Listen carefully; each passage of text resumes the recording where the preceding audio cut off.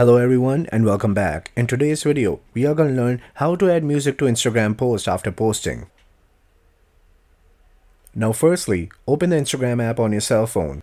Firstly, I'm going to make a post and show it to you guys how music is added on it. Just tap on the plus icon. I will be making a short video.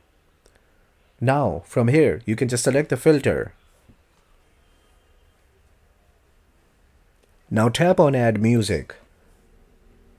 Now select the music that you like.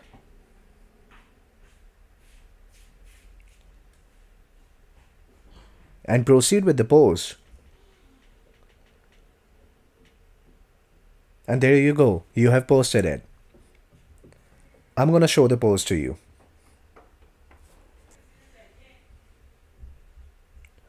And here you go. And it's playing the song too. Now you know how to make a post with a song. If you found value in this video, don't forget to subscribe.